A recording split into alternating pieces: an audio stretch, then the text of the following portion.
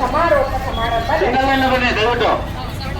ಯಾಕ್ರಿ ಅವಸರ ಮಾಡ್ತಾ ಇದ್ರಿ? 9712 ಅವರು ಗೊತ್ತಲ್ವಾ?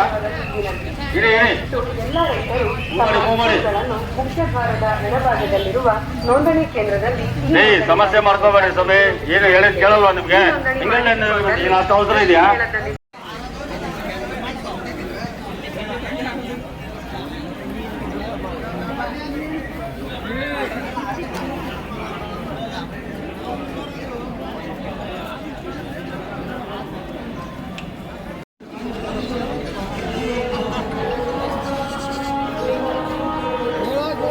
ನನಗೆ ವಾಟ್ಸಪ್ ಮಾಡ್ತೀನಿ ಸರ್.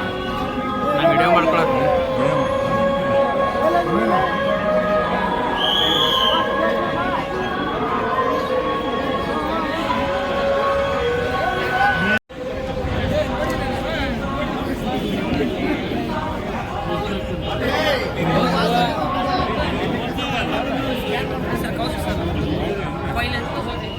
ಅದು ಎಷ್ಟು ಬಿಟ್ಟ ವಜನ್ ಬರ್ತದೆ?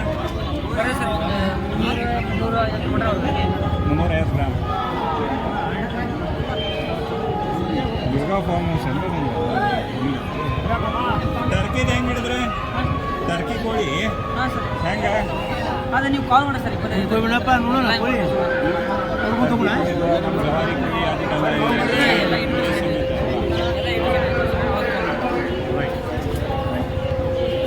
ಬಿಡ್ಲಿ.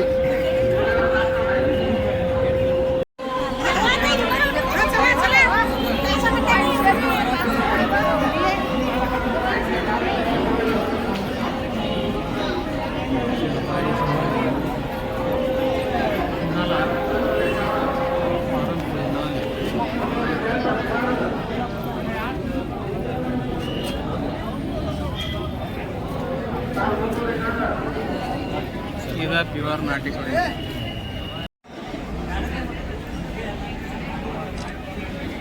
उस्मानाबादी ಇದು ಮಾಂಸಕ್ಕಾತು ಎಲ್ಲಕ್ಕೂ ಆತು ಚಲೋ ಇದೆ.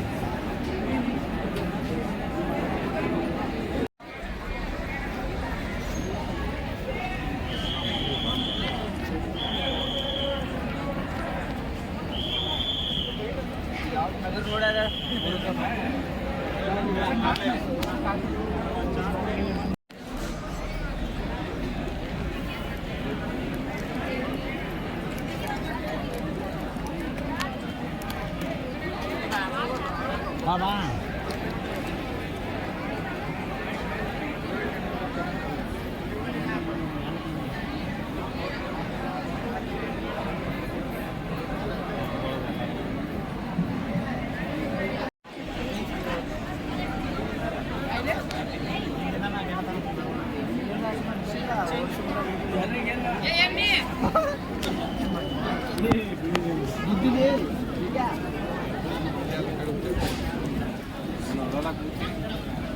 ಬರೋಕಿಲ್ಲ.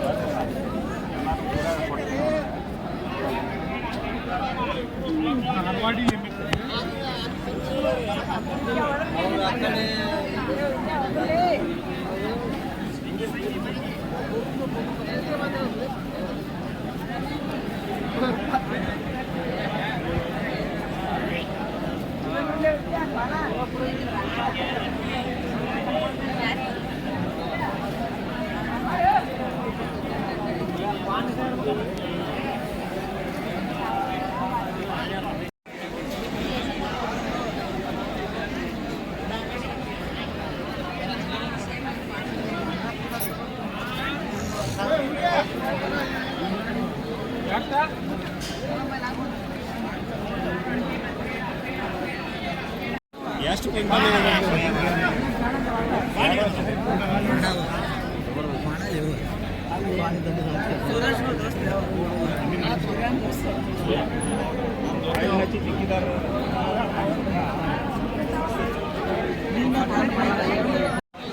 ಅದೇ ನಮ್ಮ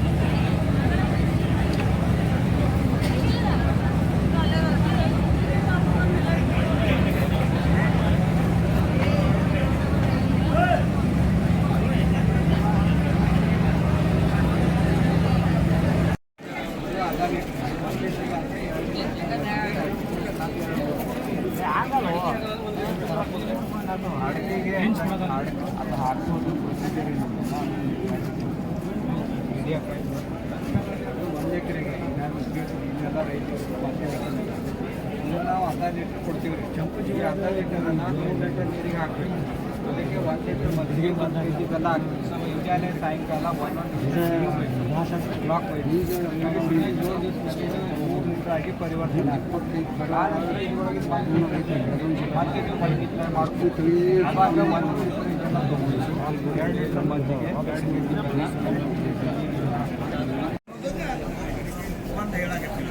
ಯಾಕಂದ್ರೆ ನೀವು ಇದು ಹಾಕಿದ್ರೆ ಆಡ ಅದಕ್ಕಾಗಷ್ಟು ಯಾವ ಎಲ್ಲ ಸಾಕು ಸಮಾಜ ಕೃಷಿ ಅದು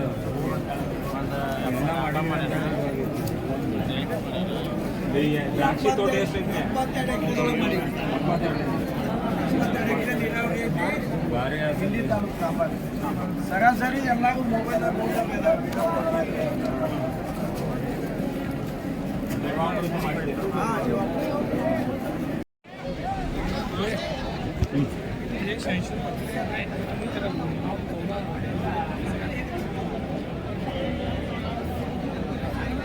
ನಮ್ಮ ತಳಿ ಇಲ್ಲಲ್ಲ ಇಲ್ಲಿ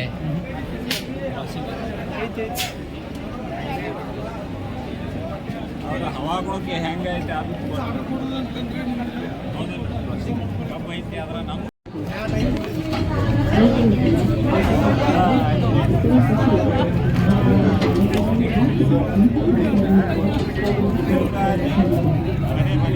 ಮನೆ ಇರ್ತದ ಬಾಡಿಗೆ ಕೊಟ್ಟಿರಿ ನಾವು ಇಲ್ಲ ಹಂಗಾರೆ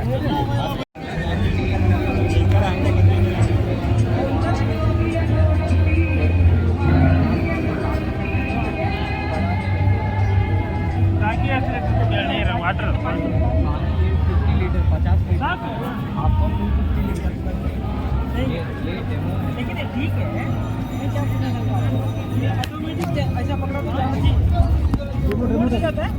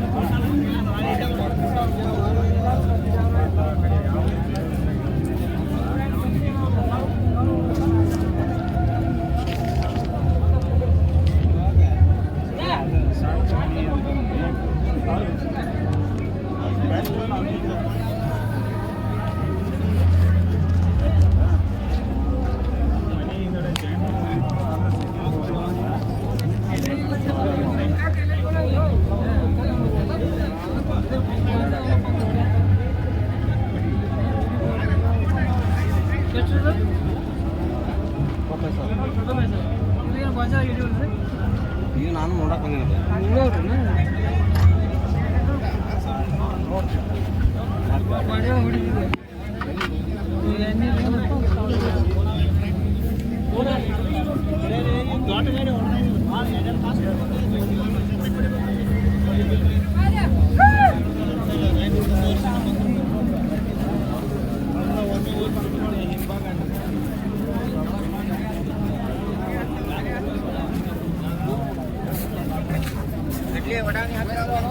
ಎಲ್ಲಿ ಯಾವ್ದು ಏನೇನು ಐತಿ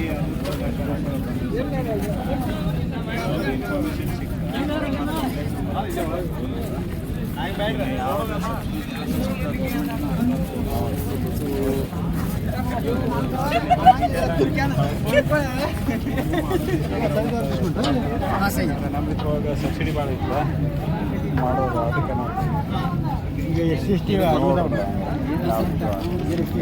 ಇವಾಗ ಜನರಲ್ ಐತಿ ಯಾವಾಗ ಚಲೋ ಆಗುತ್ತೆ ಎಷ್ಟು ಈಗ ಸ್ಟಾರ್ಟ್ ಆಗೋದ್ರಿ ಈ ವಾರದಾಗ ಆಗ್ಬೇಕಂತ ಐತಿ ಹೋಗಿಲ್ಲ ಹಾಕತ್ರಿ ರನ್ನೇ ಬಂದದ ಈ 15ನೇ ಶತಮಾನದಲ್ಲಿ ಅಂದರೆ ನಮ್ಮ ಕೈಗಾರಿಕಾ ಕ್ರಾಂತಿ ಆಗೋದಕ್ಕೆ ಪೂರ್ವದಲ್ಲಿರುವಂತಹ ಉಷ್ಣತೆಗೂ ಮತ್ತು ಸದ್ಯದ ಉಷ್ಣತೆಗೂ ನಾವು ಒಂದು ಹೋಲಿಕೆ ಮಾಡಿದರೆ ನಮ್ಮ ಉಷ್ಣತೆ ಸುಮಾರು 0.74 ಅಂದರೆ ಸುಮಾರು 1 ಡಿಗ್ರಿ ಸೆಲ್ಸಿಯಸ್ ಅಷ್ಟು ಹೆಚ್ಚಿಗೆ ಆಗಿದೆ. ಈ ಒಂದು ಕಳೆದ 100 ವರ್ಷದಲ್ಲಿ 1 ಡಿಗ್ರಿ ಸೆಲ್ಸಿಯಸ್ ಉಷ್ಣತೆ ಹೆಚ್ಚಾಗಿದೆ. ಇದೇ 2030ರಲ್ಲಿ ಇನ್ನೂ 1 ಡಿಗ್ರಿ ಸೆಲ್ಸಿಯಸ್ ಇನ್ನೂ ಹೆಚ್ಚಿಗೆ ಆಗ್ತಾ ಇದೆ ಉಷ್ಣತೆ ಅಂತ ಹೇಳ್ತಾ ಇದ್ದಾರೆ. ಮತ್ತು ಈ ಶತಮಾನದ ಕೊನೆಗೆ ಈ ಉಷ್ಣತೆ ಸುಮಾರು 3ರಿಂದ 4 ಡಿಗ್ರಿ ಸೆಲ್ಸಿಯಸ್ ಹೆಚ್ಚಾಗ್ತದೆ ಅಂತ ಹೇಳ್ತಾರೆ. ಕೇವಲ 1 ಡಿಗ್ರಿ ಸೆಲ್ಸಿಯಸ್ ವಾತಾವರಣದ ಉಷ್ಣತೆ ಹೆಚ್ಚಾದರೆ ಗೋಧಿ ಬೆಳೆ 6%, ಮತ್ತೆ ಭತ್ತದ ಬೆಳೆ 3%, ಮತ್ತೆ ಗೋವಿನ ಜೋಳದ ಬೆಳೆ ಇಳುವರಿ 7% ಕಡಿಮೆ ಆಗ್ತದೆ ಅಂತ. ಕೇವಲ 1% ಉಷ್ಣತೆ ಹೆಚ್ಚಾದರೆ ಇಳುವರಿಯಲ್ಲಿ ಸುಮಾರು 60-70 ಕೆಜಿಯಷ್ಟು, 10 ಕ್ವಿಂಟಲ್ ಬರ್ತಿತ್ತಂದ್ರೆ ಸುಮಾರು 60-70 ಕೆಜಿಯಷ್ಟು ಇಳುವರಿ ಕಡಿಮೆ ಆಗ್ತದೆ ಅಂತ ಹೇಳ್ತಾರೆ. ಇಷ್ಟೊಂದು ಅನಾಹುತ ಈ ಒಂದು ಉಷ್ಣತೆಯಿಂದ ಆಗ್ತಾ ಇದೆ. ಇನ್ನೂ ಏನಾಗ್ತಾ ಇದೆ ಅಂದ್ರೆ ಕೇವಲ ಉಷ್ಣತೆ ಅಷ್ಟೇ ಹೆಚ್ಚಾಗ್ತಾ ಇಲ್ಲ, ನಮ್ಮ ಮಳೆ ಮೇಲೂ ಸಹಿತ ಈ ವಾತಾವರಣ ಬದಲಾವಣೆ ಪ್ರಭಾವ ಬಹಳಷ್ಟು ಆಗ್ತಾ ಇದೆ. ಬಹಳಷ್ಟು ಆಗ್ತದೆ. ಏನಂದ್ರೆ ತಮಗೆ ಕೇಳಿರಬಹುದು, ಫ್ಲಾಶ್ ಫ್ಲಡ್ಸ್ ಅಂತಾರೆ. ಫ್ಲಾಶ್ ಫ್ಲಡ್ಸ್, ಮಿಂಚಿನ ಪ್ರವಾಹ, ಮೇಘ ಸ್ಫೋಟ ಅಂತ ಹೇಳ್ತಾ ಇದ್ದಾರೆ. ಇತ್ತೀಚಿನ ದಿನಗಳಲ್ಲಿ ನೀವು ಮೇಲಿನ ಮೇಲೆ ಕೇಳ್ತಾ ಇದ್ದೇವೆ. ಅಂದ್ರೆ ದೊಡ್ಡ ಪ್ರಮಾಣದ 1-2 ತಾಸಿನಲ್ಲಿ ದೊಡ್ಡ ಮಳೆ ಆಗುವ ಒಂದು ಘಟನೆಗಳು ಇತ್ತೀಚೆಗೆ ಜಾಸ್ತಿ ಆಗ್ತಾ ಇದ್ದಾವೆ. ಇದು ವಾತಾವರಣ ಬದಲಾವಣೆಗೆ ಕಾರಣ. ಇದೇ ಒಂದು ಧಾರವಾಡದ ಒಂದು ಮಳೆಯನ್ನು ನಾವು ಅವಲೋಕಿಸಿದರೆ ಹೋದ ವರ್ಷ ಈ ವರ್ಷ 2 ವರ್ಷಕ್ಕೆ ನಾವು ಮಳೆಯನ್ನು ತುಲನೆ ಮಾಡಿ ನೋಡಿದರೆ ಹೋದ ವರ್ಷ ಏನ್ ಹೇಳ್ತಾ ಇದ್ರು, ಎಲ್ಲಿನೋ ಇಫೆಕ್ಟ್ ಇಂದಾಗಿ ಮಳೆ ಕಡಿಮೆ ಆಗಿದೆ, ಭಾರತ ದೇಶದಲ್ಲಿ ಎಲ್ಲಿನೋ ಪ್ರಭಾವ ಆಗಿದೆ ಅಂತ ಹೇಳಿದ್ರು. ಧಾರವಾಡದಲ್ಲಿ 33% ಮಳೆ ಕಡಿಮೆ ಆಗಿದೆ. ಈ ವರ್ಷ ಲಾಂಗ್ ಏನೋ ಫ್ಯಾಕ್ಟರ್ ಇದೆ, ಮಳೆ ಚೆನ್ನಾಗಿ ಆಗ್ತದೆ ಅಂತಾರೆ. ಈಗಾಗಲೇ ಮಳೆ 16% ಹೆಚ್ಚಾಗಿದೆ. ಕಳೆದ ವರ್ಷ 33% ಕಡಿಮೆ ಆಗಿತ್ತು, ಈ ವರ್ಷ 16% ಹೆಚ್ಚಾಗಿದೆ. ಹೋಗ್ಲಿ, ಈ ಆದ ಮಳೆಯನ್ನೇ ಒಂದು ನೋಡೋಣ ಹೇಗಾಗಿದೆ. ಸಾಮಾನ್ಯವಾಗಿ ಧಾರವಾಡದಲ್ಲಿ ಅತಿ ಹೆಚ್ಚು ಮಳೆ ಸಿಗುವ ಅಥವಾ ಬರುವ ತಿಂಗಳಂದ್ರೆ ಜುಲೈ. ಹೋದ ವರ್ಷ ಜುಲೈ ತಿಂಗಳಲ್ಲಿ ಸುಮಾರು 277 ಮಿಲಿಮೀಟರ್ ಮಳೆ ಆಗಿದೆ. ಅದು 17 ದಿನಗಳಲ್ಲಾಗಿದೆ. ಒಂದು ತಿಂಗಳಲ್ಲಿ 277 ಮಿಲಿಮೀಟರ್ ಮಳೆ 17 ದಿನಗಳಲ್ಲಾಗಿದೆ. ಅದೇ ಈ ವರ್ಷ ಗಮನಿಸಿದರೆ 240 ಮಿಲಿಮೀಟರ್ ಮಳೆ 21 ದಿವಸಗಳಲ್ಲಿ ಆಗಿದೆ. ಅಂದ್ರೆ ಹೋದ ವರ್ಷದ ಮಳೆಗಿಂತ ಈ ವರ್ಷ ಮಳೆ ಕಡಿಮೆ ಆಗಿದೆ. ಆದ್ರೆ ಮಳೆ ದಿನಗಳು ಜಾಸ್ತಿ ಅಲ್ಲ, ಹೋದ ವರ್ಷ ಮಳೆ ದಿನಗಳು ಕಡಿಮೆ. ಅಂದ್ರೆ ಹವಾಮಾನ ಪ್ರಭಾವ ನೋಡಿ, ಮಳೆ ಕಡಿಮೆ ಆಗಿದೆ ಹೋದ ವರ್ಷ, ಆದ್ರೆ ದೊಡ್ಡ ಮಳೆಗಳು ಜಾಸ್ತಿ ಆಗಿದೆ. ಈ ವರ್ಷ ಮಳೆ ಜಾಸ್ತಿ ಆಗುವ ಸಹಿತ ಮಳೆಗಳ ದಿನಗಳ ಸಂಖ್ಯೆ ಹೆಚ್ಚು. ಹೀಗೆ ಹವಾಮಾನ ಬದಲಾವಣೆಯಿಂದ ದೊಡ್ಡ ಮಳೆಗಳ ಆಗುವ ಒಂದು ಪ್ರಭಾವ ಜಾಸ್ತಿ ಆಗ್ತದೆ. ಈ ದೊಡ್ಡ ಮಳೆ ಆದ್ರೆ ಏನಾಗ್ತದೆ, ದೊಡ್ಡ ಮಳೆ ಆದ್ರೆ ನೀರನ್ನ ನಮ್ಗೇನಪ್ಪ ಅಂದ್ರೆ ಮಳೆಗಾಲದಲ್ಲೇ ಮಳೆ ಬರುವುದು. ಅದೇ ನೀರನ್ನು ನಾವು ಕೃಷಿಗಾಗಿ, ಅದೇ ದಿನಗಳಿಗಾಗಿ ವರ್ಷಗಟ್ಟಲೆ ಉಪಯೋಗಿಸಬೇಕು. ಪ್ರತಿಶತ 70% ಮಳೆ ಇದನ್ನ ನೀರನ್ನು ನಾವು ಬಳಸಬೇಕು. ಈಗ ಮಳೆ 1-2 ದಿವಸದಲ್ಲಿ ಆಗುವುದರಿಂದ ವರ್ಷಗಟ್ಟಲೆ ಹೆಂಗೆ ಹಿಡಿಬೇಕು? ಈ ದೊಡ್ಡ ಮಳೆ ಆಗುವುದರಿಂದ ಏನಾಗ್ತದೆ, ಮುಖ್ಯವಾಗಿ ಎಲ್ಲರಿಗೂ ಗೊತ್ತಿದ್ದು ಭೂಮಿ ಕೊಚ್ಚಿ ಹೋಗ್ತದೆ, ನೆಲ ಏನೋ ಮಣ್ಣು ಸವಕಳಿಗೀಡಾಗ್ತದೆ ಅಂತ ಹೇಳ್ತಾರೆ. ಯಾಕಪ್ಪ ಹಾಗೆ ದೊಡ್ಡ ಮಳೆ ಮಣ್ಣು ಸವಕಳಿ ಆಗ್ತದೆ.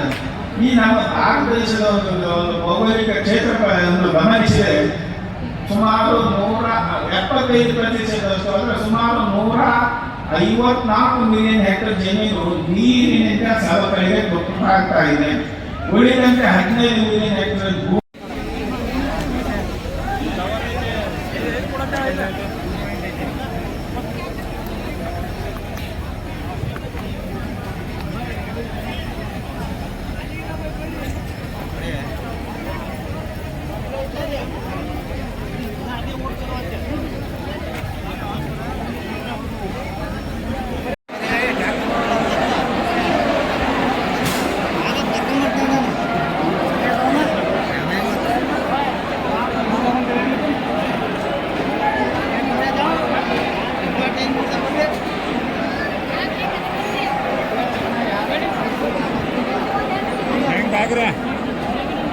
ಏನು ಅವರು ಹೇಳಕ್ಕ ಕೇಳಲಿಲ್ಲ. ಹೆಂಗ್ರೆ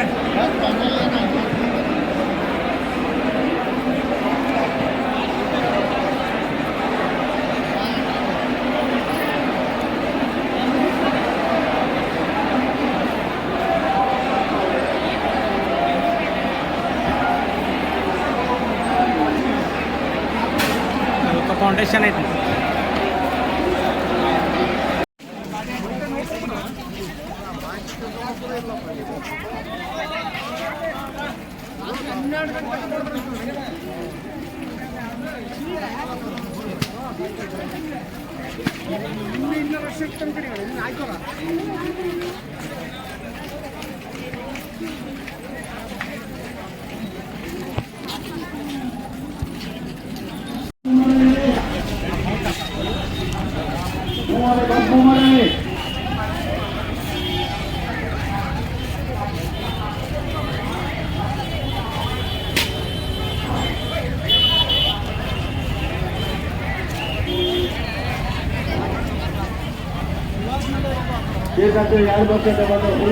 KSRTC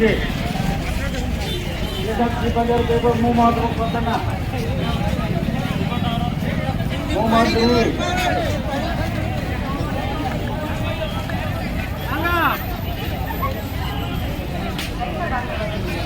ಮೂವ್ ಮಾಡಿ